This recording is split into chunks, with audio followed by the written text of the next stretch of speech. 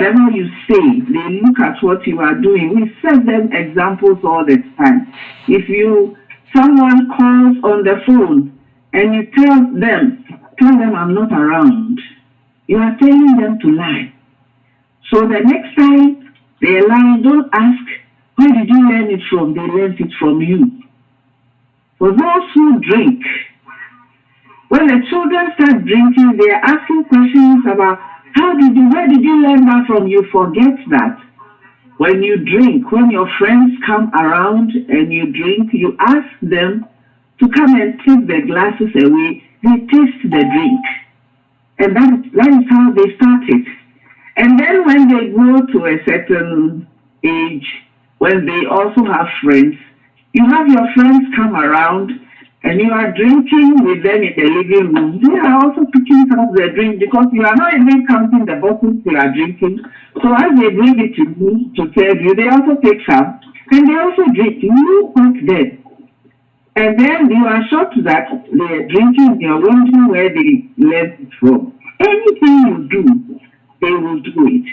If your children see you seriously praying and reading the word of God, they will do it. Children in homes where the people love reading, they start even looking into books now, they can't even read. Because that is what they see everybody do. So they copy you. Our examples are very, very important. So to remember that we are molding our children, every single child that you are raising, you are molding a life for their own future. You are teaching them at home their work ethics, how they handle every work they are given. You are molding them to learn relationships with people, how to relate to people. You are helping them to take their own decisions, everything about themselves, how they will relate to other people, even how to relate to people in marriage. They are seeing your marriage and they are marking everything, they are weighing everything against what you are doing and deciding what they will do. If a child sees you maltreating the mom, and a girl sees you maltreating her mom, they make up their mind that they will not allow any man to do that to them. And it generates other problems for the children. If a child sees you, a boy sees you hitting the mom or they think that is how it is done. And so they grow up and they don't realize they're doing anything wrong. They think they're fine because they always saw daddy hitting mommy, and so they think it's fine. If they always saw mommy insulting daddy, they think that is fine. So they can talk anyhow to their husbands or to their men. So they see our examples all the time. We are molding them for life. So we need to be very careful what we are doing. We need to ask God to help us as we go along. And the question is, how can we get it right? We have to know that there are principles we live by. And God has given us those principles very clearly in the Bible. Deuteronomy chapter 6. Verses 5 to 9 tell us very clearly how we can do that. It spells it out very clear to us. So let's see what Deuteronomy chapter 6 verses 5 to 9 says. From the New King James Version of the Bible. You shall love the Lord your God with all your heart, with all your soul, and with all your strength. These words which I command you today shall be in your heart. You shall teach them diligently to your children, and shall talk of them when you sit in your house, when you walk by the way, when you lie down, and when you rise up. You shall bind them as a sign on your hand, and they shall be as frontlets between your eyes. You shall write them on the doorposts of your house and on your gates. Deuteronomy chapter 6, verses 5 to 9. Amen. So we have to teach them all the time. when you wake up, when you lie down, when you walk on the road, and now we ask when you drive on the road with the children. They are learning all the time. There's a story about a small boy who went to school with it. The mom took him to school one day. Usually the dad takes him to school, and that day mommy was taking him to school. They were driving, and as they were going, the little boy asked Mommy, where are all the stupid men today? Where are all the stupid people today? Because when daddy is driving, everybody is in such a foolish man, stupid. What are you doing? And all that. So that's what he knew, that every other driver is stupid. And mommy was driving, and mommy didn't say anything. Everything just went smoothly. So he was wondering, those stupid people are on the road today. That's what daddy is teaching him. And we need to be careful. The things that we do.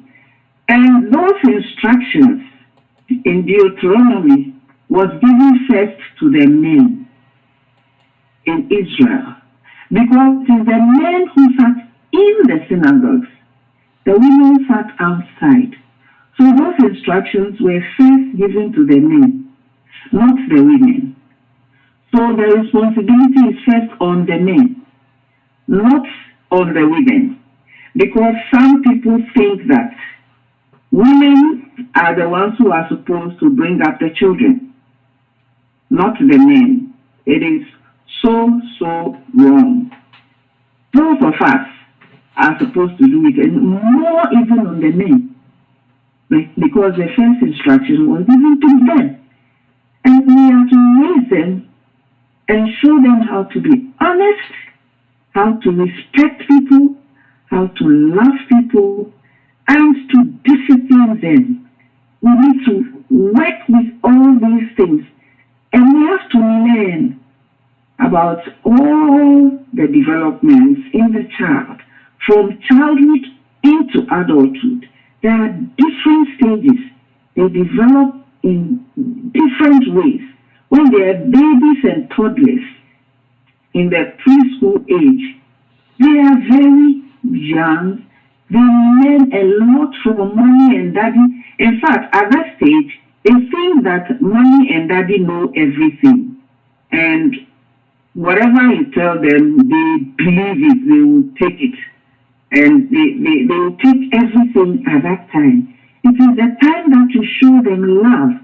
You show them, they love cuddling in those times. Show them, that's how they feel that they are loved. Make them see that you love them. Now, when they grow a little, when they get to about 5 years, from 5 years old, they're starting kindergarten, they're starting elementary school, they're going to school. They begin to realize that mommy and daddy know a lot, but they don't know it all. Because they are beginning to learn from their friends. Other homes, people are sharing. And so you need to be very careful. At all ages of your child's life, even into adulthood, you have to show them that you love them, that you care for them, and they will have your ear. If you are a caring person, they know that you can listen to them. They will always come to you. They will ask you anything. You have to make them your friends at all ages so that they will trust in you. Encourage them. Give them confidence all the time to know that you are there for them. And they will listen to you. When they get to the teenage years, they begin to think that you don't know anything. Because that is when they are learning from all their friends, and unfortunately for us this time, the way we grew up is not how they are growing up. They have all kinds of gadgets. They are working on the internet. They have phones. In fact, when we were young, we didn't have cell phones. The only phone you had was one phone in the house, and everybody uses it at a certain time. Now, everybody has a phone. And we used to learn whatever we learned from one place. Now they're learning from all kinds of places. The things that you never saw as a child, They are seeing you. You can't even hide it from them. They are on Instagram. They are on WhatsApp. They are playing all kinds of video games, learning all kinds of things. So they think that they are even smarter than us because we don't know so many things. In fact, some of the things they are teaching us. So they already know that they have an upper hand on some of the things we are doing. But we need to have their confidence all the time so that they can come to you to ask questions. You don't put them away. You don't shout on them. You are disturbing me. I am busy. Sometimes, because we don't know what to say, we push them away and let them think that they are disturbing, or you don't know. Sometimes you can actually just let them know, you know what? I don't know what you are talking about. Let's find out together. And when they know that you learn together with them, they will always come to you because they know that mommy and daddy are being real to us. We need to listen to them also. When they are growing, make them your friends, make them see that they matter. And listen to whatever they are saying. Take them seriously. Let them see that you care. And establish your voice in their lives, that they will respect you first. We are teaching them to respect.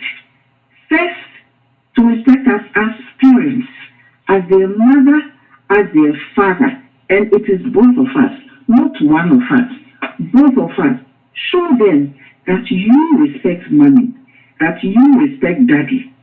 And don't use them as your sympathy card, And when daddy does something, you always complain to them, and so they take your side, you think. Or when mommy does everything, you complain to them, and you think they're taking your side. You are only building them up to go against both of you. So we need to do that, to establish who has the authority. When they learn to respect authority from home, from parents, they will take it to school. They will take it to the church. They will take it to the society. They have to learn and understand that things will not always go their way. They cannot have their way in everything. Sometimes that is what we do. We think that, we didn't have it good when we were children. So we want to, we want to treat them in a way that they will feel loved. So we don't even check them on anything. We want them to have their way. And some people think that when they grow up, they will change. They will not change. They will never change if they have their way in everything. When they grow, they want to have their way in everything. And life is not like that. So you teach them from the very beginning that things don't always go their way. Sometimes they tell, when our children were young, sometimes they say that it's not fair. And I let them know life is not fair on any of us. Everything is not going to be rosy. Because that is not how life is. You need to let them know. You help them in all the things that they need to do, the practices that they need to know. Let them grow as children unique. So you don't compare them to others. You don't think, why are you not like this one? Why are you not like your big sister? I am not my big sister. Why are you not like your big brother? He is not a big brother. So don't compare them to anybody. Sometimes we even compare them to other children. You go to say, you see this child, how they are? Why can't you be like that? Because I am not like that. Don't compare them. Every child is unique. Let them know that you love them, you care for them, and make them feel accepted. If there is any flaw, let us see how we can work with that. God is a compassionate God, and He loves us. That is what the Bible tells us in Psalm 145, verse 8. We have to know that every child is unique, and we have to allow them to grow in love and be compassionate with them. Psalm 145, verse 8. The Lord is gracious and full of compassion, slow to anger and great in mercy. I repeat, the Lord is gracious and full of compassion, slow to anger and great in mercy. Amen. Amen. So we need to be compassionate with these children. Yes, they do things to annoy us, to make us angry, but know how to work with them. Sometimes it is our own failures that make us, guilty, and so we put it on them. We need to be very, very compassionate. We need God's wisdom and patience all the time. We have to learn about the child's world, the children's world, which is totally different from ours when we were growing up. They are texting more than talking this time. In our time, in the former times, if you want to play with a friend, you go to the friend's house to play with the friends. Or those friends come to your house to play with them. You talk with them.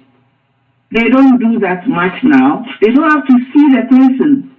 They are playing games with people they have never even seen on different continents. They don't even know the people. They are playing with them, and some of them, if they want to see them, they go on video, FaceTime, WhatsApp video, all kinds of things. So they don't need to see the people, and that has its effect. It is changing a lot of things because this is a texting generation, and they think they are abreast with the world, and they are very lonely because they don't know how to relate to people in person for the most part. They are relating to everybody in cyberspace. They are not face to face with the people. They don't know how to relate how to even talk with people. So sometimes they don't even know how to receive visitors when they come to your house. They don't know what to do. So some of them, they will prefer to be in their room. If you have a visitor, they don't want to have any contact with them. Or if they are there and the people they don't even know how to welcome them. So we have to teach them little things about our culture and all that, And they are seeking validation and acceptance from social media. How they are liked. How many people like them. They put things on social media and immediately they are looking for how many likes within a few minutes. 5 minutes, 10 minutes, 30 minutes, how many likes? How many people are following? But they need that validation from us at home first. We need to assure them that we love them, we care about them, we are interested in all that they are doing, so that it's good to see how many people like them from outside, but let them see that they are liked from home first. And let us be the ones that have authority over advising them and teaching them, not from WhatsApp messages, from clips that they are watching, not from social media, not from the internet. They should learn from us first. We should help them. That means that we should have time for them. The problem is that we are not having time for them. So we ourselves are helping them to do that. Little children, 3 years old, 5 years old, because you want to watch your football game, you give them your phone to play on the phone, watch whatever they are watching, keep them occupied so they don't disturb you. We do that even in church. When we go to church, we are in church, and as soon as we get to church, we give them our phones. So the children associate church with free time, on phone because you don't want them to disturb. You want to listen to the sermon. Have your own time. And some of us, when we go to church, we don't even check on the Sunday school, what is happening in Sunday school. It's sort of a babysitting time for us. We just go and dump them there. We never check to see what is being taught in the Sunday school. And so we don't have many volunteers who want to help in the Sunday school, you know. So we need to have time, even take time and see what is happening in our church's Sunday school, what they are learning. If we can help in any way, we need to do that so that it doesn't just become a place that they go and they play and then they come home. And yet we are expecting that they are being taught. We are assuming. So sometimes you are asking, is that what the Sunday school teacher taught you? You know, sometimes they are all just playing over there. We saw something in a Sunday school where the children were watching All Dogs Go to Heaven.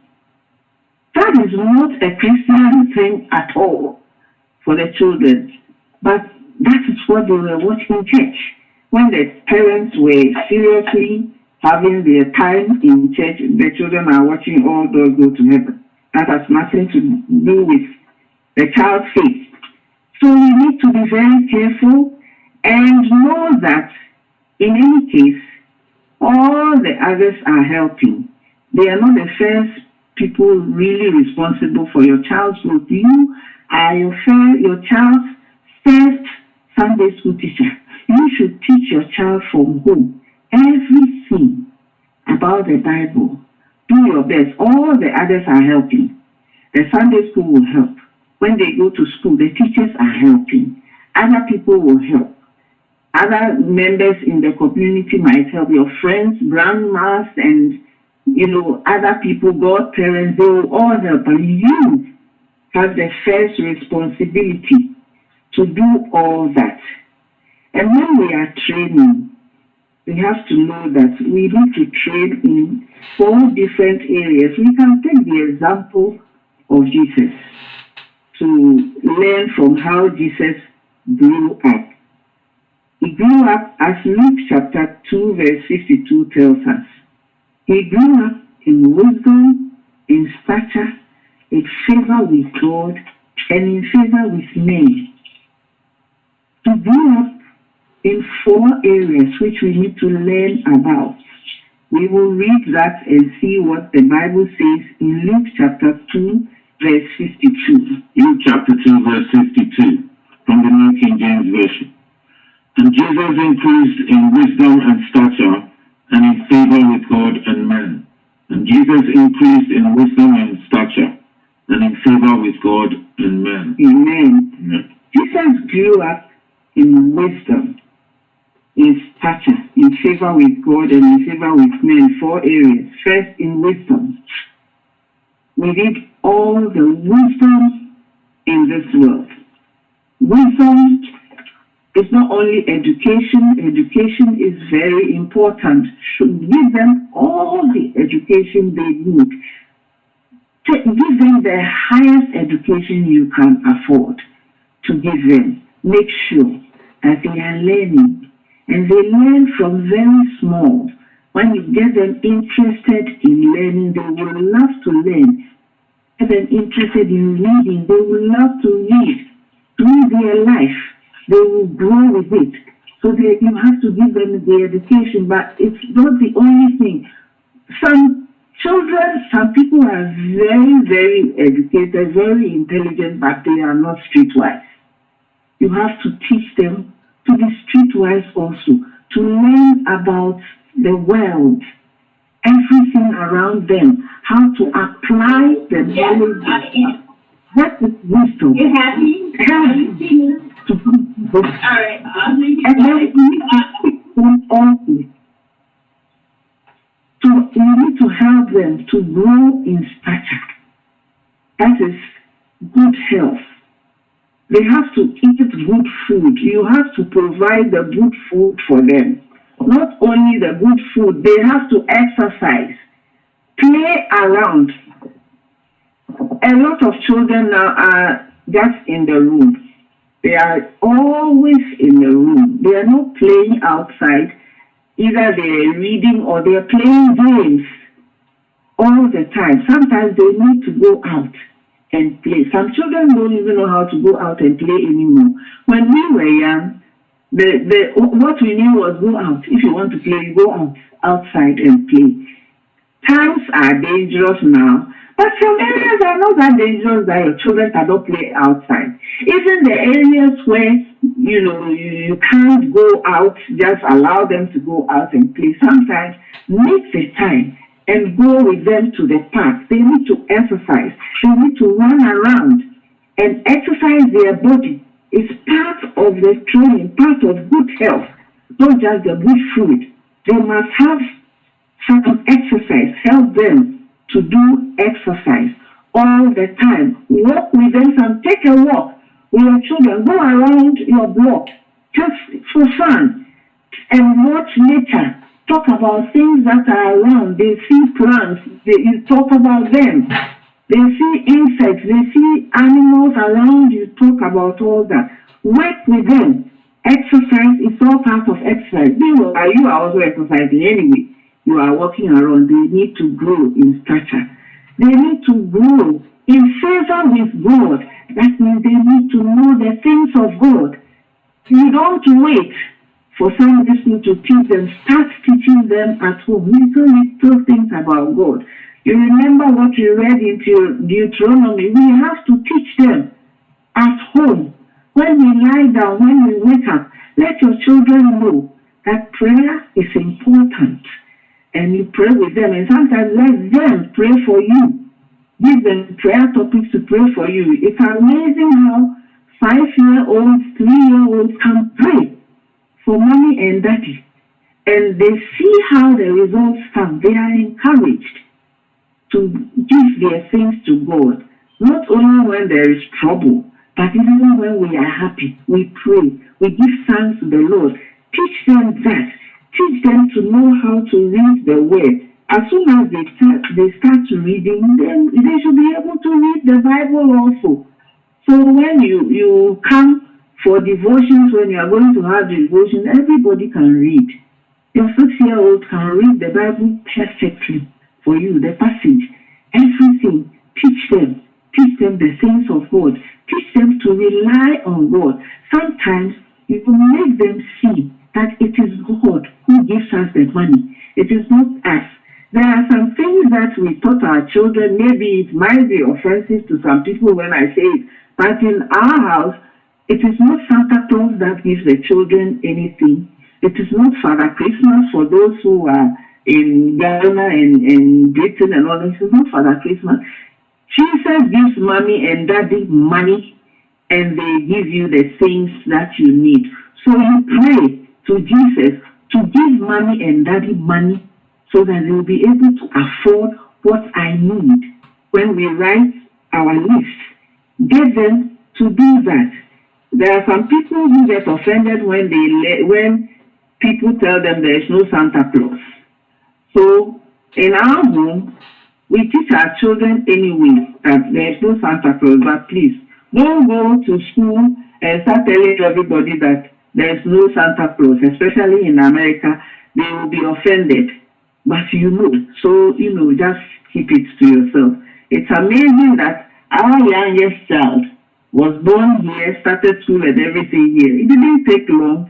She came back to tell me that, mommy, so-and-so also knows there's no Santa Claus. So-and-so also knows there's no Santa Claus. And I said, how did they know? Oh, we talked. And they all said that, there's no Santa Claus. Jesus gives our parents money. I said, okay.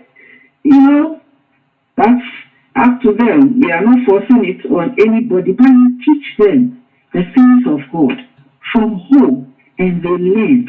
And then Jesus also grew in favor with men socially. There is a lot we can teach our children in all ages. How to relate to people, Simple things they can learn in the home, our culture. Everybody should teach their culture. Every, ethnic group, you have your culture that you teach. You can teach them. People come to your house, the simple thing we do, for example, as Ghanaians, you give them water to drink. Teach your children to give them water. It's not only the adults who do it, the children learn it. So your 5-year-old can give somebody a glass of water, can give them a bottle of water. When they come, they can welcome people and show them that they are accepted in their home. Get them a seat to sit down before they even come and call mommy and daddy. They don't just stand there not knowing what to do. You teach them to know how to talk to people, to talk to adults, how to respect adults, how to do things with them, and help them to know that they can use their hands to work. For those who have house helps and maids, you don't leave everything to the maids to do. Your children don't know anything. And the maids are working so hard, your children just sit and they are served. They need to work themselves. They can help. Why can't they mop the floor? Why can't they cut onions for you? Why can't they, if the onion, some people say that the onion, they will cry, it's all part of it. It tells the eye. I used to tell our girls that the onions in your eyes, it all helps your eyes also. The weeping eyes, it's all good. So teach them, help them little by little. You don't have to wait till, sometimes you think that you will wait till they're teenagers before you start teaching them how to cook. You are too late. Teach them from the very beginning how to help mommy and daddy from the very beginning, as little as they are. Teach them. You don't just eat and throw it on the floor or leave it on the table. You can take your plates to the sink, put it in the sink. You can, anything you need to put away, you know where the trash is. And for most of us, the trash is even easy to open. You just put your foot or something down there and it raises up, you put it in. Teach them to help mommy and daddy all the time. I remember someone asked me sometime, now why do I treat my children as mates? And I asked him, why did you say that? I said, why do you let them do so many things? I said, you should do it. In any case, the advantage for me is that I didn't have a mate. So we are all mates in the house. We all work together. We learn. And that is how they learn. And when they grow, they will not resent doing any work, because it is part of them. They see sometimes make it fun that you are working with each other. Don't do all the work for them. You are slaving away, you are doing everything, they are sitting down reading. Everybody has to do part of it. And very soon you will realize that some people have specialties. This is the person who knows how to lay the table very well, so we give it to you. You lay the table. This one knows how to clear the dishes very well. It's not like one clears the dishes all the time. Everybody will clear, but you know who can do it even better. Everybody has their specialty. Help them. It doesn't matter if they are only children or they are a lot. And we need to teach both of them, both boys and girls. Don't do things like these are for boys and these are for girls. They should all do it. Boys should know how to wash dishes. They should know how to cook. Simple things in the home. You don't leave it only to the girls. Don't say that, girls are to be in the kitchen and the boys work outside. Who says that? The Bible doesn't say that. We all do it together. Teach them, all of them. Give a helping hand. Your girls should also know when they are growing how to change ties, how to change the light bulbs and everything. It's not only for boys or for daddy alone. When daddy, you are changing the car tie, teach them also. Know where the spare tie is so that they also can change it. Because they are girls, they can do it. They can wash your car for you.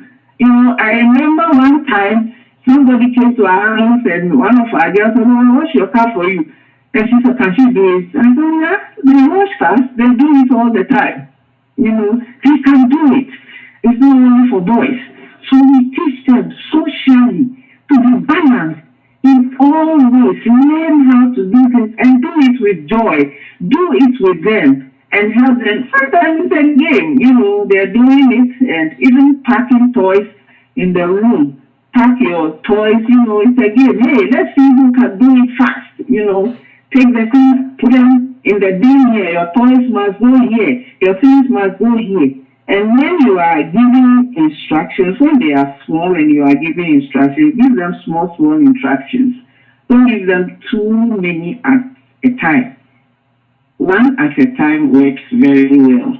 When they do one, have you finished that? Okay, how about this one? Do this one too. You help them. And as they grow, they become your friends. They are doing the things with you. You are not the only one doing the work. You don't slave yourself away and you complain, "I am tired." And your children are not helping you, are doing everything. We first baby our husbands when they come, we are trying to be nice. So we are doing everything. We don't allow them to do anything. Then a few years into the marriage, you are complaining that you are tired. You are the only one doing everything. It's because you spoiled him from the beginning. And as you do, don't spoil your husband and don't spoil your children either. Only the two of you cannot do everything for them. They must know how to help everybody in the house. And so they do it together.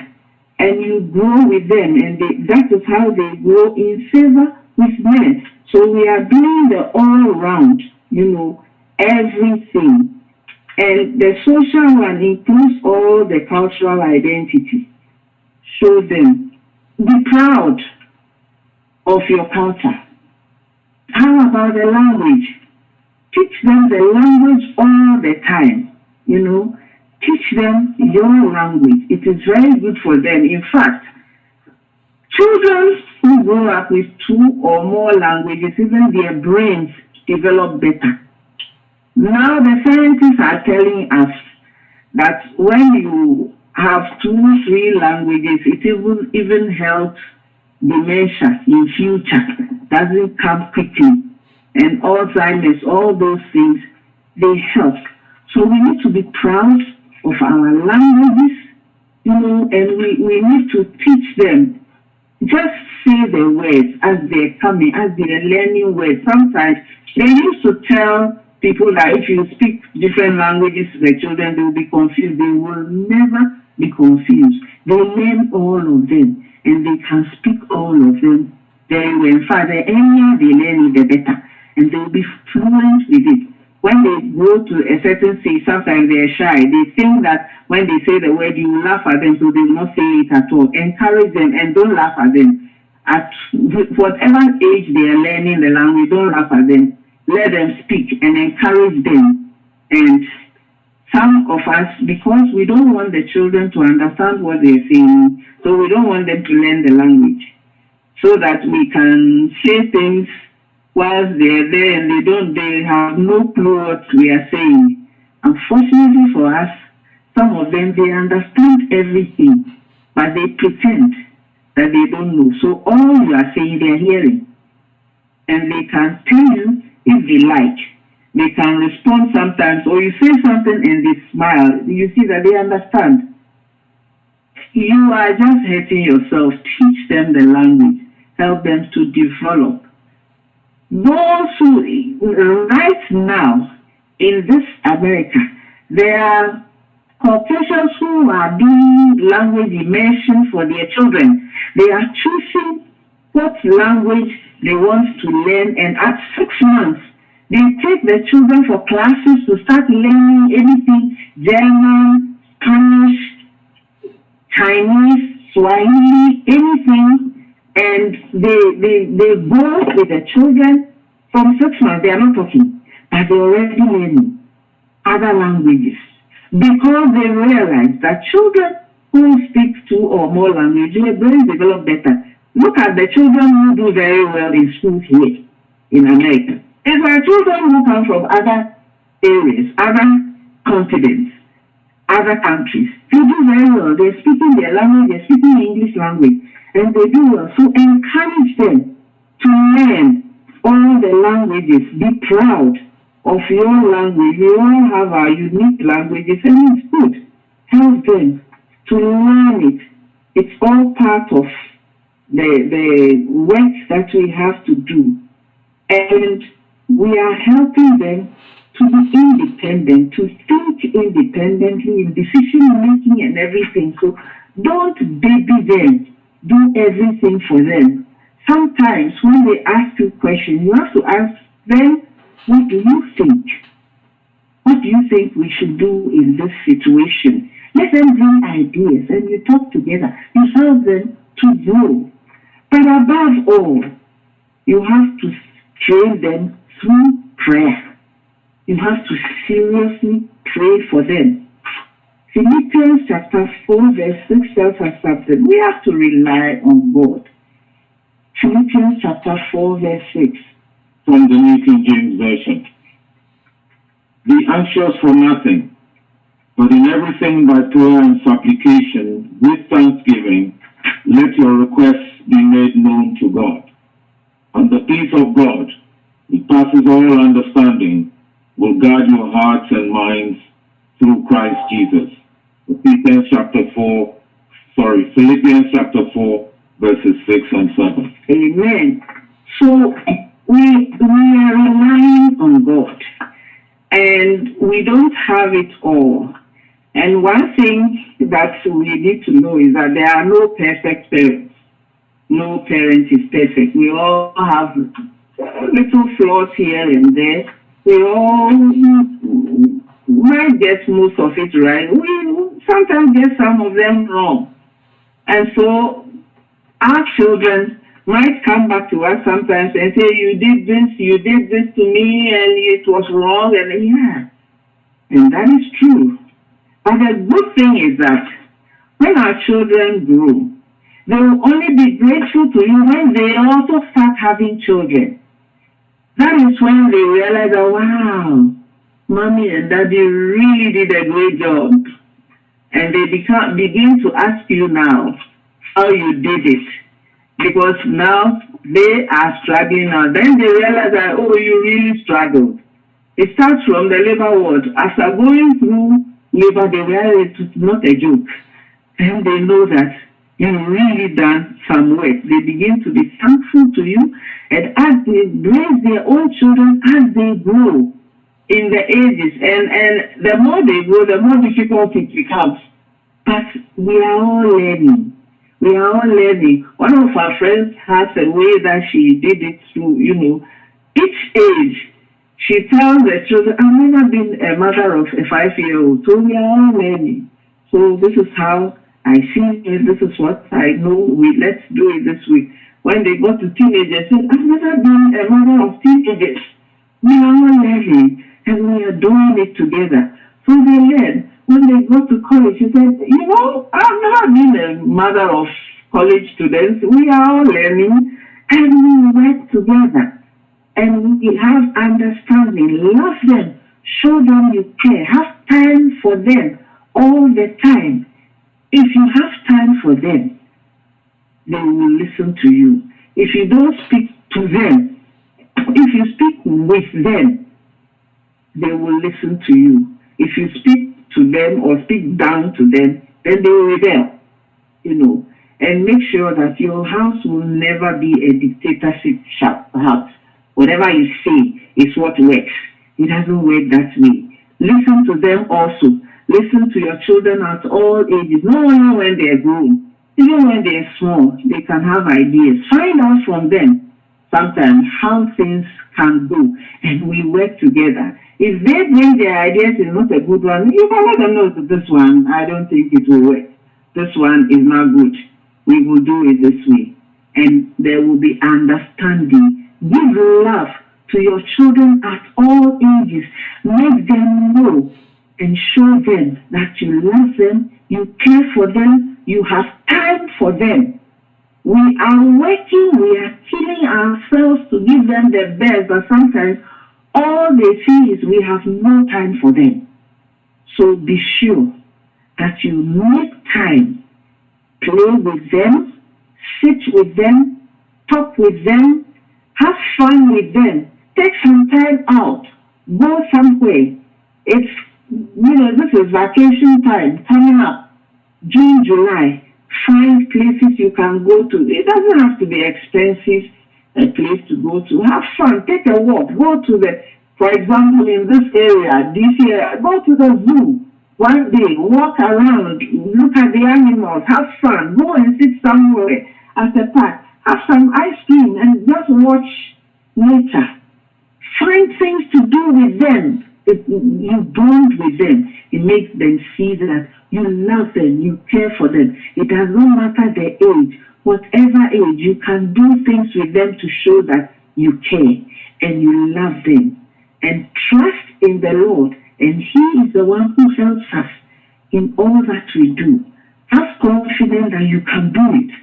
And continue to learn. You don't have it all. So you are always learning. Find books that you can read on good parenting and learn and apply. And the Lord will help you. Amen. I think we'll end here, and Dr. Digos Abe, it's all up to you for questions. Thank you very much, Mrs. Scrap, for that very powerful presentation.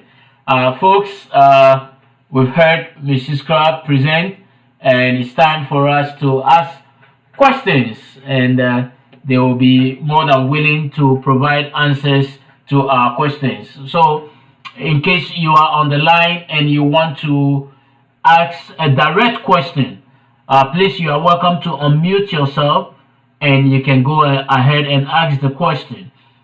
If you also want to send a text message or a WhatsApp message to be read on your behalf, we'll gladly do that. The number will be country code +1, area code 571 337 9185. And if you are also on YouTube, you can put your question directly there and it will be read on your behalf. So let's begin with the oh yes, can you hear me? Oh, can you hear me? I'm sorry, I was speaking, nobody was saying. Can you hear me? Yes, I think it was muted. Can you hear me now? Yes, I'm sorry. Because of the background noise, I muted it. I didn't realize. Yes, I muted myself too.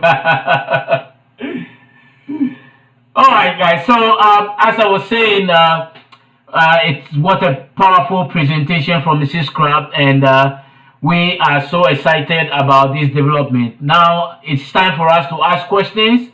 If you are on the line and you want to ask questions directly, you are welcome to do so by unmuting yourself and ask the question directly. But just in case you also want us to read the question on your behalf, you are welcome to send a text or a WhatsApp, and that will be country code +1, area code 571 337 9185, and the questions will be read on your behalf. If you're on YouTube, you can as well put your questions there and we will read that on your behalf. So the first question we have here is coming from Zimbabwe. And it says that, thank you so much for presenting this important topic. What are the biggest challenges parents face in today's society when it comes to raising children, other than social media?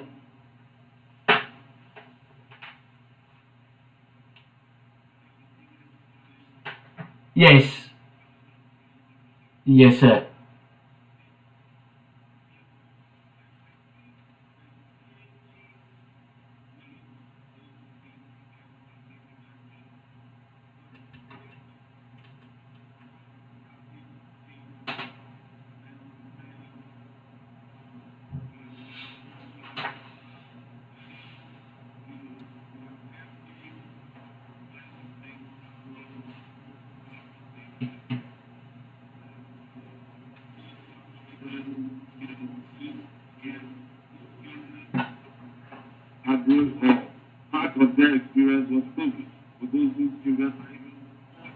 were in school.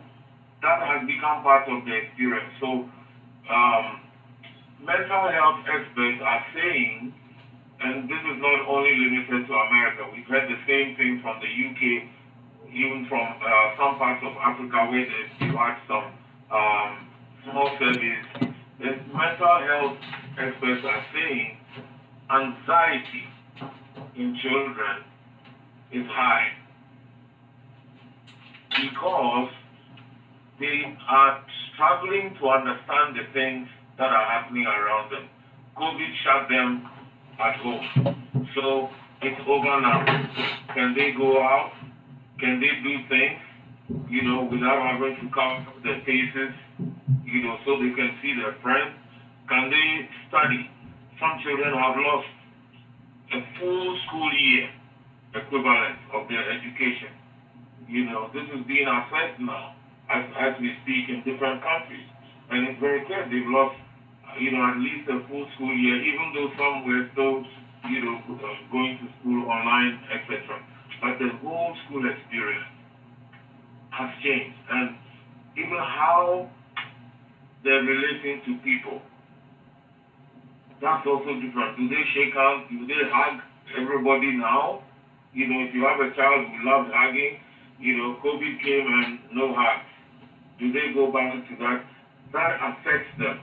And they're not being able to mix with their friends as they used to. I remember our own, 15, 16-year-old, that was one of the things that she struggled with. When will I see my friends? I can't, being online is not the same thing. It was interesting that she was saying being online is not the same thing.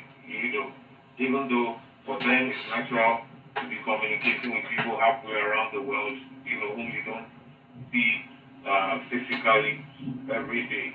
So those are some of the things we need to think about as the challenges they'll face. We also, especially with parents of younger children and yet to be parents, also say you need to prepare, we all need to prepare our children for even things like gender, changing genders. At last count there were 17 different types of genders, including no gender, So that's part of the reality. Some are having to deal with issues with LGBTQ, question mark, exclamation sign, X, A, all the alphabets and signs followed. All of those things are important. And for some of us, we have cocooned ourselves saying, I'm a Christian, I'm a Muslim, I'm a this, so no, we don't have anything to do with that. But that's the reality in which our children have to live. And it's not going to get better, So we need to cover, and also there is so much more information available to children today, and it's easy to reach formats. Much, much easier than it was for their parents growing up. How many parents had phones as powerful as children have access to today? And their parents with 6-year-olds and their 6-year-olds know how to use their phones to do things the parents don't even know exist on their own phone. So this is the world of our children today. Those are the challenges they have to face. Making the decisions as to what is right or wrong. That's going to be a tough one going forward. If they have so much information, coupled with so much disinformation on the internet, what do they believe? What do they decide is fake? Add that to what they see now on TikTok. Is it real? Do I believe everything? Or how do I even know what they're saying is not true? So those are all things that our children will have to go through, and we need to prepare them for how fast the world is changing for all these. That means we as parents need to be abreast with what's going on. That's what it really means. We cannot postpone ourselves from the rest of of the world. Thank you. Wow, thank you so much, Uncle Richard, for that powerful response as well. There's a question also here coming from Ghana, and it says, how can we strike a balance between providing children with independence and freedom while still ensuring their safety and well-being? Again, please. So the question is, how can we strike a balance between providing children with independence and freedom while still ensuring their safety and well-being? Okay. Well, all right. Then thank you. This is the challenge for the parents more than the children. Yes. Well, first of all, we need to understand the context, the environment in which we live. Okay? And also to understand not just the environment, but the times in which we live. You see, in certain countries, in certain parts of certain countries, there's no problem with children walking to school. So they walk to 2 houses away, their friends are there, they're ready, and they all walk to school. In some countries, even neighborhoods, it's not safe. So we, the parents, have to determine what is safe and not safe. You see, as we said, we now have, our daughter is 17 now, but we do remember when she was in elementary school, you know, it was walking distance from home. But we used to drop her off. Convenient for us, the parents. There we go. You see? But when she got to, I think it was the 4th year or so, she was 9 or 10, she began to ask why we wouldn't allow her to walk. First, she didn't want us to pick her up from school. And she said she could walk home. And the first thing we said, by yourself? And she said, no, I'll walk with my friends. Because her friends lived in the area too. And so, you know, her mom, who was working from home, would go walk with her for a while. Then she said, Mommy, don't come. I can come by myself, you know. Because, of course, you know, by then her friends are teasing her. So she began to do it. Then it's a matter of timing, you know. How long does it take? It's 20 minutes. It's 25, then you begin to wonder, they've kept long today. Things like that. We need to be aware of all these things. So the context in which we live, the environment, and then the safety issues. If it's safe, and in our case, because other children were walking together, right, then you give them things they need to know. If somebody comes and says, your parents say they should pick you up, the answer is no. I'm not doing it, you know, or they're not sitting in the car, or somebody stops while they're walking to, oh, I can drop you off home. No, I'm going with my friends. We need to teach them those things. It's part of helping them to become independent. You see, the problem becomes when everywhere they're going, we're all over them, and they can't do anything by themselves. No, we need to be able to give them, to space them.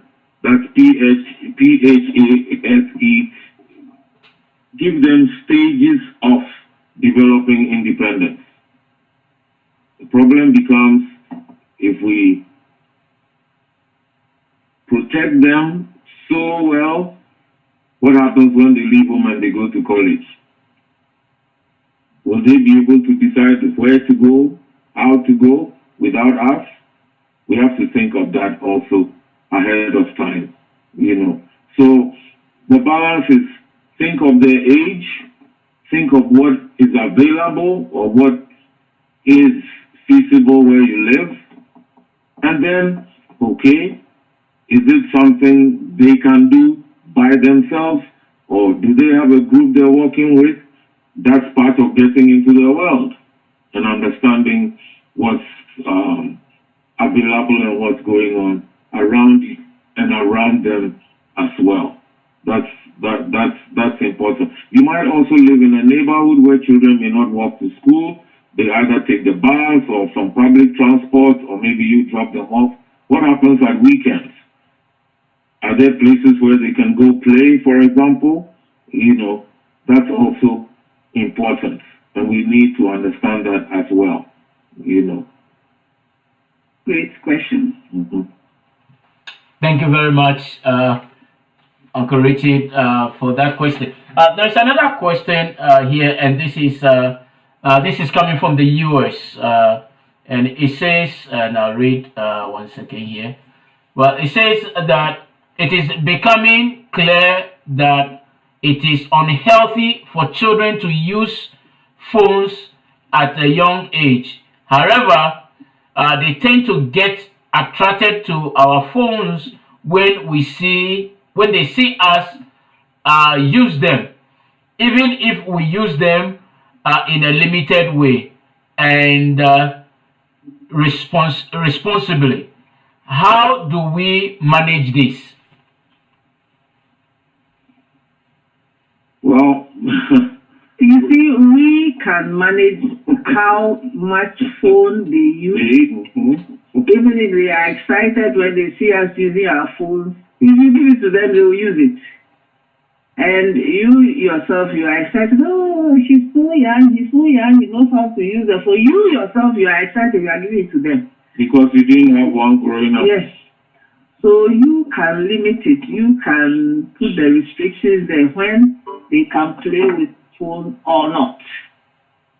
And so it all depends on us, how we are monitoring those things. If you are using your phone responsibly, then let them also use responsibly. Don't let it be your babysitter now. You are busy and you give them the phone to use so that they will keep off, they will not trouble you. So don't do that. You can limit it. If you say that you are using it responsibly, then help your children also to use it responsibly. Don't give it to them all the time to use, or don't allow them to use it all the time. We've seen that some parents also have problems saying no to their children, not only about phones, but let's stay with the phones for now, and I've heard people say, oh, if I don't give it to him, he's going to throw a tantrum and we are in church. That's because you allow them to throw a tantrum when they're not in church. And so you have to set the standards. We're going to church, we're going to sit down. I've done it a number of times to other children. Yes. And I've had situations where a child is going for the mother's phone.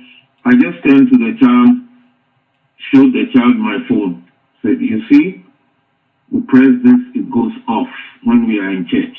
Okay? The child is looking at me because, you're our uncle, so he didn't even know me. He's just looking at me like that, shocked somebody's telling him he has to put off the phone. And the parent is standing right beside the child. We're singing, and I leaned over to the child. I'm saying that. So I put off my phone and then turned it face down on the seat. And I told him to do the same. He also did the same, and we put it beside mine. And the mother was there, looking at the guy. She's waiting for the boy to start screaming. The boy is looking at me. And I said, yeah, you have to sing, clap your hands, as we're clapping and singing. He also started and participated in church. He was like 3 years old. And you can say, oh yeah, because I was a stranger. If strangers do it, then let other strangers help you when you get to church. But the point is, if you are letting them have it, so they will stop shouting, and you can have your peace and watch your favorite program, then they're going to pull that on you every time. So we have to learn the principles and steadfast no. And let the child know, if you roll on the floor, if you scream louder, it's not going to get you the phone. It's part of discipline. And some of us have to discipline ourselves to discipline our children as well.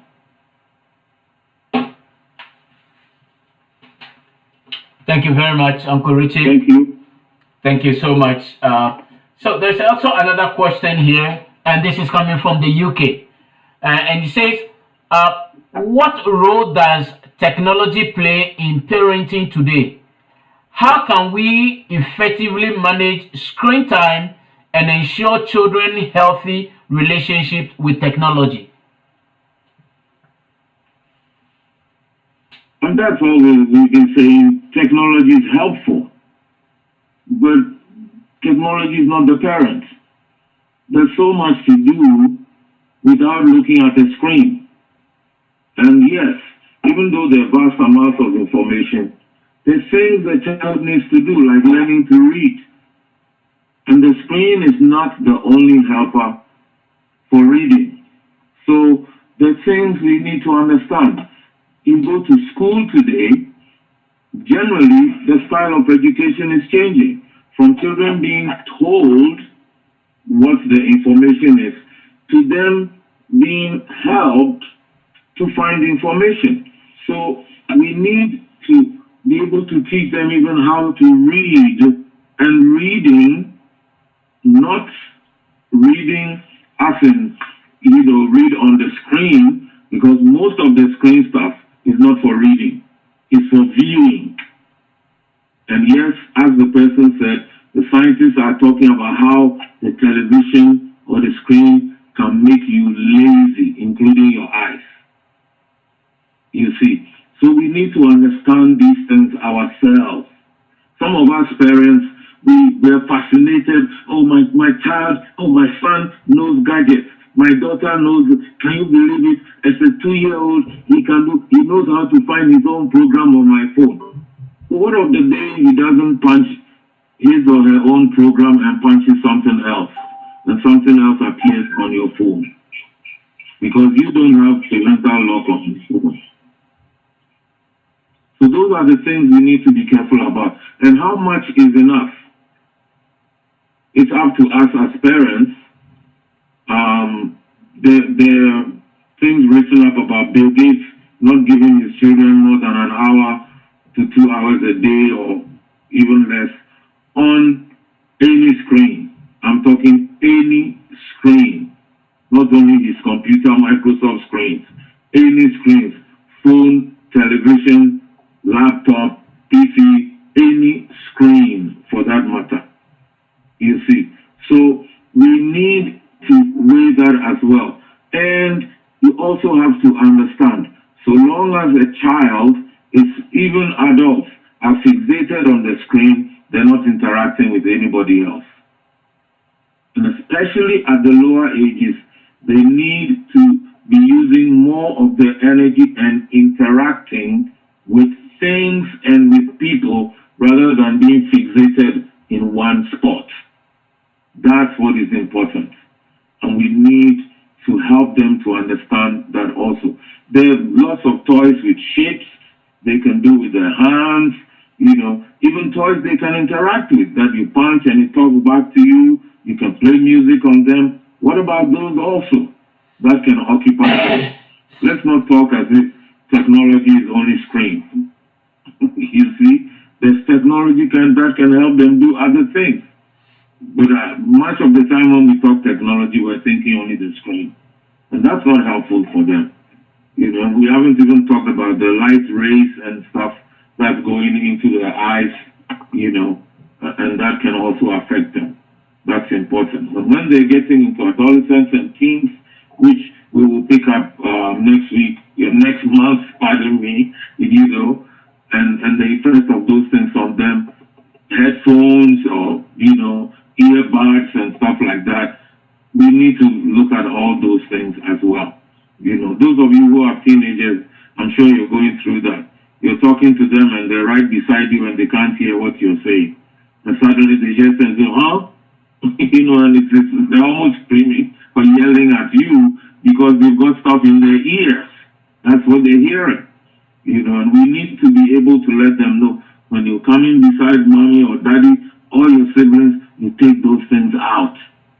Then you can interact with human beings, Then thereafter you can put these things on. So yes, there's technology to be embraced, and there's a time when you say, okay, that's it. And just like you say, oh, the child needs a nap. Why is it that when it comes to technology, we think everything is okay? It's unlimited, you know? So we ourselves, and sometimes, as Vivian said, sometimes we find it's very helpful. We're not the first parents to use technology that way. In the 70s, especially, you know, when television became more widespread, it was like the computers of those times, you know, parents used TV to babysit their children.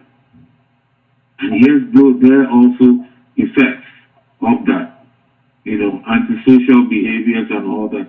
Some of those derive from children who are only fixated on that and learning so much from that. And that's what we also need to understand. Children soak in whatever they're getting, whatever they're interacting with. They're soaking in from them. And so we need also to be able to say, okay, it's enough. You've had screen time. It's time to read a book. Yes, some of you are going to tell me, oh, you can read a book on the screen. It's screen all over again. There's more to life than looking at a screen, you know. So let's do all those different things. Okay, it's time for now. We're going to play another game, or they get them to play something, do something with their hands, physically move and all that. It's all part of it. You see, that's why parenting is not easy. Now, some of you are saying, wow, having the child is far easier than bringing it up. That's very true. Over to you, Dr. Jacob Sabi. Thank you very much, Kurichi. Thank you. So there's a follow-up question here, also from the US, and they say, how should we regulate social media and phone use once we are at an age, once they are at an age when all their friends have social media and phones?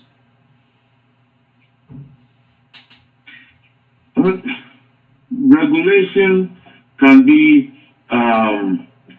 the time they can use it. It can be the amount of time they can spend on it at a time, right, at a go. So, and then also, you can have norms like when some families now have a no technology or no phone time, for example. Everybody's off their phones at a particular time so they can interact. And it's actually the result of surveys that are showing families are even growing apart, even though they all live together, go and come back every day together, because they're not interacting with each other. They're interacting with the rest of the world.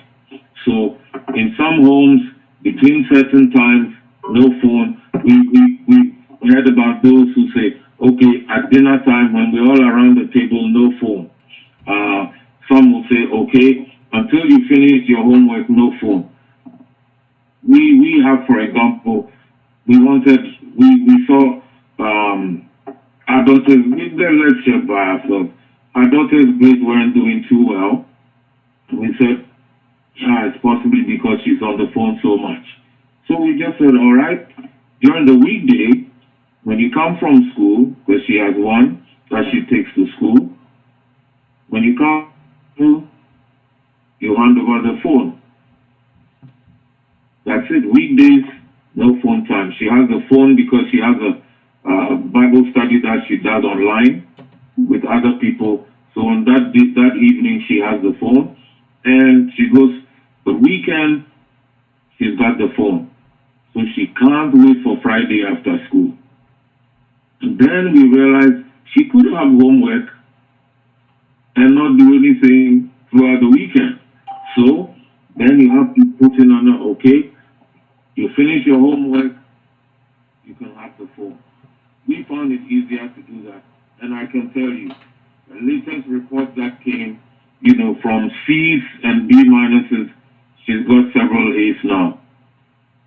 So it's tough on the parent, it has to be tough on the child too. social media, your children have friends with phones and all that. If they don't use their phones the whole time, the world is not coming to an end. For example, what we have done, if we get the phone from when she comes from school every day, as soon as you come from school, you are not using your phone till the next day. And it's been fine. Nothing has happened. She has her phone on Friday, Saturday, Sunday. She can use it. Sunday evening, you are back. Bring it back before you go to bed. Because if you leave the phone with them, they are not even sleeping well. They're using their phones in the night. They are not sleeping. Take it from them. The world will not come to an end when you take their phones from them, so that they can have time from other things and sleep. When they are going to school in the morning, they can have the phone and take it to school. When they close and they come, take it from them. The world will not come to an end. Nothing will go wrong with them. You can do that for them. Thank you.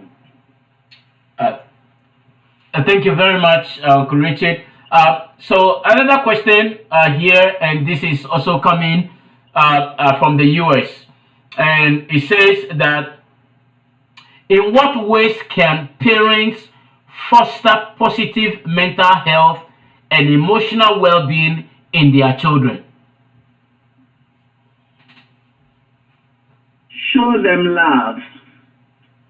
Make them feel they matter. That you have an ear for them. You are ready to listen to them at any time, so that they can talk to you at any time. If they have any problems, they are ready to, they're feeling free to come and talk to you. Make your home a loving, welcoming, free home for them to feel that you will listen to them. And they can come and talk with you. If they think you will not listen to them, they keep their things in. And then they begin to find other resources where they can take whatever they have. So help them. The best thing to do for every child, every human being, is to show them love. Show them that you care, and they can talk at any time. And that will help their mental health. We also say,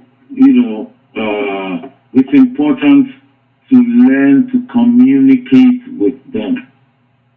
A couple of years ago, or just before the COVID years, I think, we were involved in a number of camps with young people, and one of the things that they said actually, and they told us we should pass on to their parents. So here we go. They said, can you please tell our parents that we want them to talk with us? They wanted us to underline the with. They said they always talk to us and talk at us, and they don't want to talk with us. So we asked them, what do you mean? They said, we want them to be able to chat with us.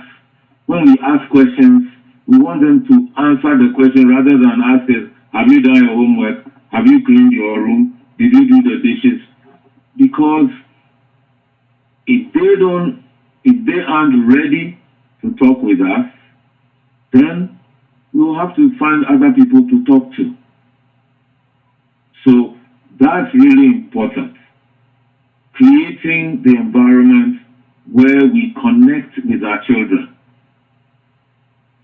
And so we have the saying, let's learn to connect before we correct. We always, why are you dressed like that? You haven't even heard the child. You want them to go and change before they come and talk to you. They change and they stay in their room. They don't come back. And we're not saying you don't tell them not to dress properly. Don't get us wrong. But you could have listened to what they had to say or ask. And yes, the correlation will still come. It has to come. Then it's also one other way we help them to improve their mental health is learning about the world. We have to emphasize that. Get into their world. Know their interests, their needs, their problems. What music are your children listening to? Do you know the music they're listening to? Have you listened to the lyrics? Do you even know the names of the people who made the music? You know, who sang? Those are things we ought to know.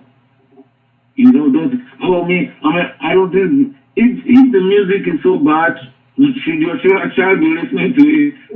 You know? There was a group of young guys, you know, they're listening to something and say, hey, you guys seem to be enjoying, you know, can I listen to this? Oh, no, Uncle Richard, this is not good. No, you shouldn't listen. I said, this is not good. Why are people listening to it? It got them thinking. I didn't tell them, stop, don't do it.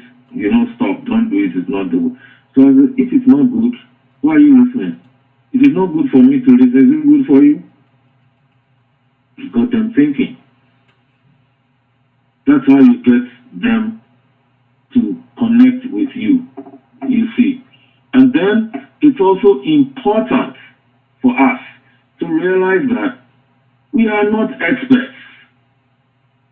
You see, there are issues for which we need to seek professional help. And I have to say this to my Christian friends, it's not everything that's demonic. Some things you just need expert advice. It changes a life. In fact, it can save a life. And better, it can help to mold a life to become better. So let's not shy away from seeking professional mental health.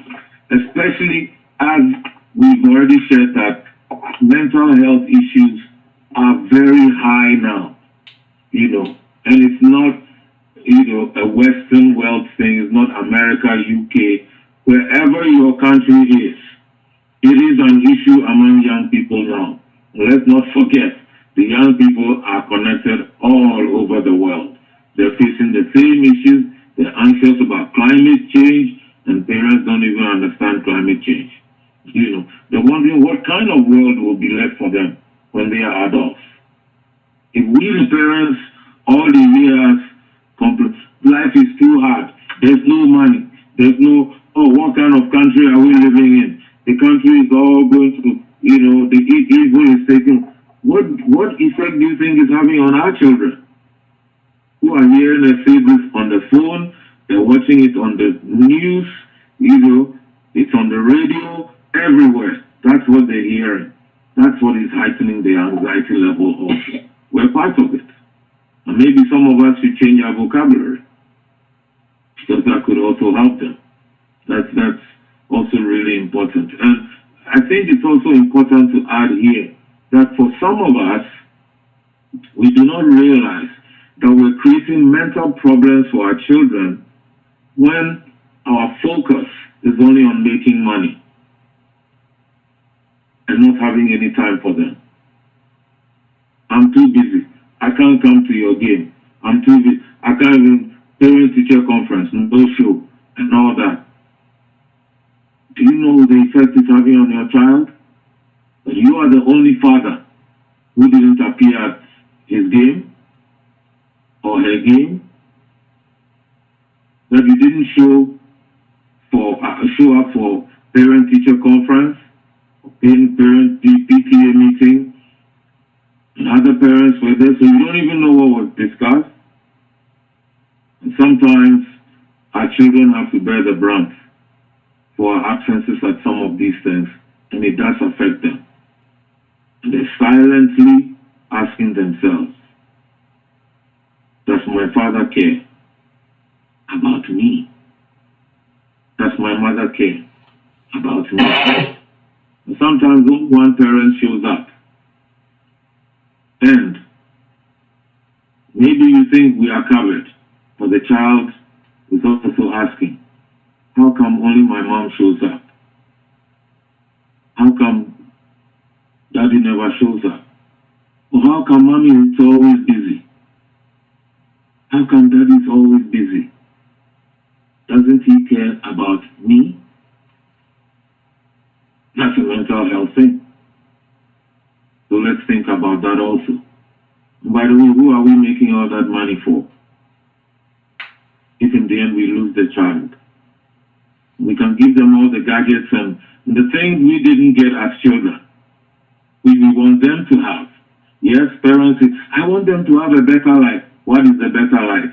Things or a better parent? Which makes for a better life? Think about it. Thank you very much, Uncle Richard. Very powerful response. There's a comment here, and it says that great idea talking. Let me see again. Great idea in talking the phone. However, those with parts jumps on them, claiming they have homework or reading to do, and the next thing you hear laughter from their rooms. It's so difficult with these teenagers. I think it's just a comment that the individual was adding to it from the US. Good. So do the homework where we can see you. The homework you have on your phone. Sit wherever you sit, at the dining table or, in the family room, at the table where you study, you do your homework. Let's see you do your homework. You are not doing it in your room because we don't know what happens in the room. You hear the laughter. When you hear the laughter, then you call the person. I thought you were doing your homework. Come and do it before me. Let me see what you are doing. We can help them to do things like that. And your homework, you don't do your homework the whole afternoon when you come from school. So you can even regulate it. Okay, you have your homework, you come straight from school, you need to rest. Okay, rest for about an hour, come do your homework. And then you can give the phone up. We can regulate them or find a way. You know your house, you know your children, how you can do it. Don't let them dribble you. You can find a way around. That's why you need God's wisdom all the time. Ask the Lord to give you wisdom. Thank you. Thank you, Mrs. Crab. So another question here. It said, what is an example of a way to talk to your children about gender and sexual identities that are taught in schools but are not in line with scriptures? If one cannot completely avoid schools where these ideas are taught, how do we counteract these ideas, which they get from the place where they spend most of their time, from teachers and from friends? What are the examples of things that we can say to counteract these ideas? Thank you. First of all, know what they are learning in the school. Be involved and get to know what they are being taught. That is the way you can help. Meanwhile, gender, sex education, everything, you start from home. You start teaching them from home. And you can teach them as early.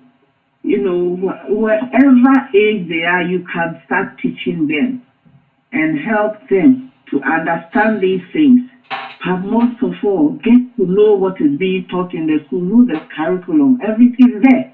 You can check and see and know what is being taught, and then you will know how to guide your children. And if we teach our children very well from the very beginning, they will not grow up as a boy and tell you that he is a girl inside. He will not grow up as a girl and tell you he is a boy, she's a boy, or whatever inside. Teach them from a very tender age. Talk with them and know how you are helping them. And then as they go to school, find out all the time what they are being taught. Then you know how you can handle that. If you don't know, it will spring on you as a surprise. But if you get to know, you can help them. It is important also for us as parents to equip ourselves with the knowledge. Yes, since we've talked a bit about technology, just go online yourself. You can actually look, how can I teach my child about this and that? The simple helps like that you can find. You want to go on a Christian website, go ahead and do that. You can find very useful stuff. What is not helpful in today's world is to be giving certain names to, what we call private parts, the penis, the vagina, breast, and you're giving certain names to them, and the child goes to school and finds out they're different. That doesn't help. You can teach them the right thing, and you can also help them. This is when you can be talking about these things. You have guests there, and they come and they're telling you something. Oops, this is not what you say. When we have guests, you don't come and say. So that's also part of us. We ourselves, we don't want to talk about these things because we didn't grow up talking about them even by ourselves. And where did we talk? We talked with our friends. And how many of us got good information from our friends? So it's either exaggerated or or stuff that they picked up from their siblings also, older siblings. So we were misinformed. And then you learn something different. You see. So yes, there are words, parents, it's part of our responsibility. You have to do it. If you're not going to do it, you're leaving it for the teacher. Do you know what they're going to teach? You see. And some schools here in the U.S., some school districts, they will allow you to opt out. We found out very early from the school, where our children were going, that those who opted out, they were only sent to the library and they did nothing else. So what we proceeded to do was to find out what was actually being taught in the syllabus. And you can preempt it long before they get there. You see, our youngest, as we say, who was born and has had all the schooling here, at 5, when she started kindergarten, within a month, she came home and said, "Oh, one of my classmates has 2 daddies. And the 2 of them, they have 2 mummies. Each of them has 2 mummies." We knew what she was talking about. What do we do? That's an opportunity to let her know, this is the right way. Some people do it this way, but this is God's way. If that's what you want your child to learn, yes. Let them know this is what you stand for. That's it. If you are okay with 2 mummies and 2 daddies, then you let your child have that. If that's not what you want, let them know and give them the basis for it. And so we say, okay, we believe in the Bible, let's see what it says. In the beginning, God made what? Male and female. That's where we stand. There's nothing in between. It's nothing like one person was female and they switched over, or one was male and they switched over. That's a very simple lesson. Long before your child is exposed to transgender issues. You see. So, those are things we can help them to understand. And at a very simple level. No big words, and they're getting it. They will get the other side. But we preferred to let them know this is what we believe, this is the other side also. You will get this from other people, you will get this from school. If somebody chooses this kind of orientation, or they say they're this kind of person, well, that's what they're choosing. But you have to know who you are, and this is it. Once they get it, and we affirm who they are, somebody's not going to convince them easily, which also goes with we as parents establishing our voices in their lives. So a school nurse does not agree with whatever a friend suggested to them. You see. So that's what we have to do in as simple terms as possible. And here's where we can also seek help. If you belong to a church or a group where you have someone who knows these things well and they can help to teach your children, why don't you enlist their help to explain to you as parent also? Don't say, talk to my son or talk to my daughter. You are the responsible person. You need to know the information whoever is giving to your child. You have to be responsible for that. And that's why it's important for us as parents to know for ourselves also. Because some of us don't even understand what's going on. So that we can interact in a logical, rational way with our children who are learning more and more about it. And all we tell them, we don't believe that. I don't want to hear that in this house. I don't want you to mention that word in this house. So where do they mention it? It's going to be mentioned where you won't hear and you won't know what is being said. We have an opportunity, or we will have opportunities to be able to help them get the right information. And once they do that, and they know who they are and what they stand for also, they can also make their choice in life. And you are not going to be worried because you know they're going to make a choice that you will be confident and happy with. Thank you. Thank you very much, Uncle Richard. Thank you so much. Another question, and this is also coming from the US. It says that how can parents support their children's education and foster a love for learning? How? Yes, how? How? Yes. It Well, says one that. is by giving them the opportunity. One of the things we have found very, very useful is by teaching your child to read very early. Because once they know how to read, and then you make books available to them, help them to select. If you have a library near you, fine, do so. You know, very early on, our children are much older now, but early on, we used to buy books. Anytime I traveled to another country, I would bring books from that country. So they began to look forward to those books. Before long, their friends in our neighborhood were also coming to read those books. So once they know how to read, and if you have more than one child, when one begins to read, the older one begins to read, and the younger one begins to see them read, after a while, the younger one also wants to read. You have 2, 3 children, it makes it even easier as you go down the line, you see. So reading is helpful because that's how they can also find out information for themselves.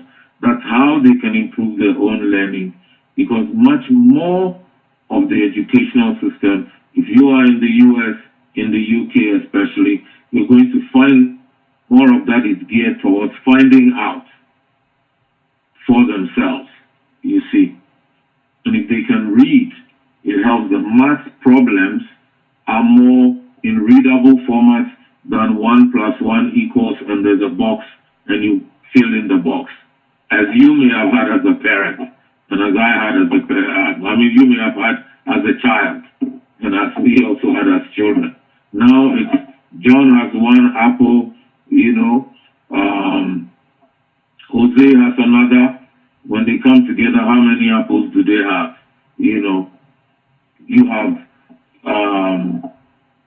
Sheba has 1 mango, and then they say, oh, Amma also has 1 mango. when they or 3 mangoes, how many mangoes do they have in all? You know, it's not 1 plus 3 equals a box, and then you fill in the box. No. So when they're able to read, it actually gives them a head start in practically every subject that they're going to study at school. So that's one. And when a child can read, the next step is to teach them to find out things for themselves. You know, when the child says, oh, what's this word? What does it mean? I'm not your dictionary. So I say, well, where do you find out the meaning of words? Oh, dictionary. So buy a dictionary. How much does it cost? It'll save you a whole headache because some of the words you don't know yourself. So what do you say? Hey, let's check out what your dictionary says. What are you teaching them? You're teaching them to research. Those are the origins of research. You see? So bring the dictionary, we open, let's look for the word. This is what it means. How can you use it? You're teaching the child how to form sentences on their own, way before it might get to their level. So they go to class 1, first grade, they're reading at class 3, third grade level because they already started 4 years before, 5 years before. They're ahead of the class, and it's to their advantage. But because you've taught them to search for knowledge themselves, it becomes part of them.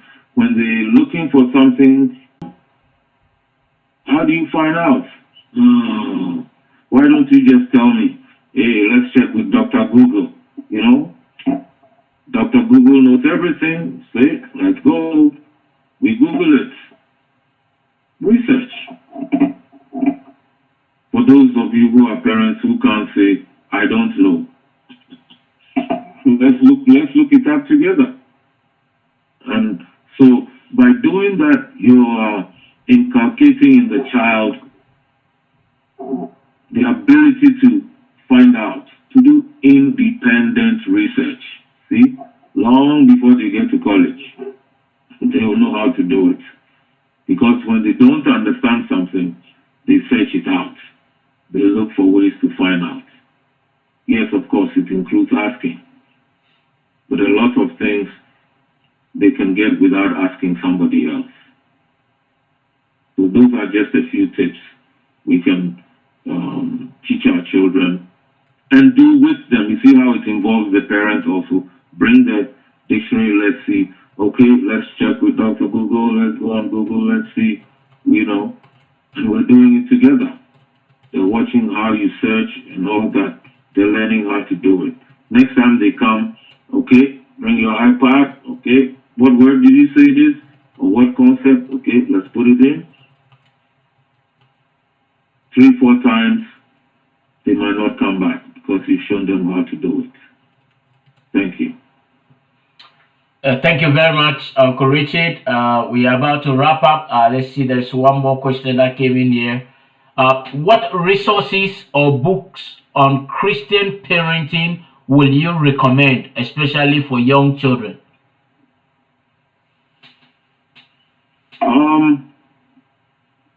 Let me see. You can go to familylife.org and they will have some resources, very, quick off the top of my head. If you have a Christian bookstore near you, you could go there. You're likely to find something on parenting. If you're in Ghana, you can get Principles of Parenting by Stephen Ade. I think Stephen and Georgina Ade, very helpful book that they've had for a while. Very practical, very, very practical. So just off the top of my head, those are 2 or 3 sources where we can get that also. So that's what, if you're asking for books, yes, that's all. But also, there is one book that's actually not about children or parenting directly that you will find very helpful. The title is Why We Do What We Do, right? Why we do what, Why we act the way we why we act why we act the way we do. You know, just Google it up, and you can order on Amazon if you have that opportunity. In Ghana, Nigeria, I think you can get from Challenge bookstores. I don't know about other countries off the top of my head, but you can easily look it up, Why We Act the Way We Do. It's a very, very useful book. We talked about temperaments, personality types, and that. The reason we say it's very helpful for parenting is it shows you different types of personalities. If you understand that, you will understand yourself. And then you will also understand your children. And you will understand why, for one child, you just look at them and they obey you, your instruction. Another, you raise your voice. Another, you have to make the move as if you're going to stand. You know. And another will recoil when you shout. And another doesn't seem to be fazed by your shouting at all. So those are just some ideas why we act the way we do. That's also very helpful to help you understand different personality types, temperaments, and how we can help our children accordingly. Because knowing who they are helps us also know that not every child you shout on, so to speak, you know, or threaten. Some you threaten and they're standing there looking at you. So you realize it's not going to work. I have to discipline another way. So thank you so much. Thank you. And our final word, Dr. Jacob Fabe. Yes, so the last word will be thank you for sharing that, because the last question, I think you just answered that in it, because the question was sometimes when I am disciplining my son, my wife think that my approach is not workable. But I also have known the temperament of my child, and I know he only understands when I react in a certain way. That is how he got the work done. So that's why I said you already answered that, and the recommended book. Okay. It's a very good book. I have read it. I have a soft copy. I can send a soft copy to anyone who wants it. It's 571-337-9185. I can forward that to you to read. But it's a very powerful book, and it will be helpful. All right. On that note, Mr. and Mrs. Scrap, I'll hand over back to you for a summary wrap-up. Thank you.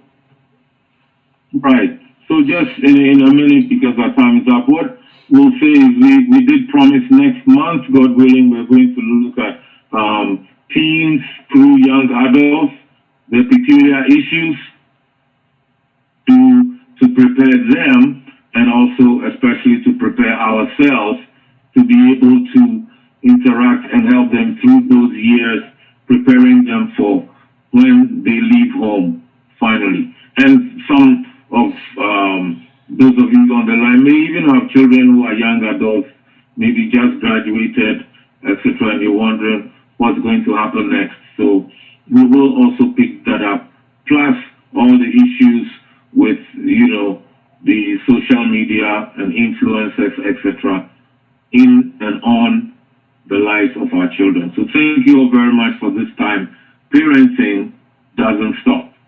So we will continue next month. God bless you. Bye for now. And thank you, Dr. Jacob Fabe, and your team. Oh.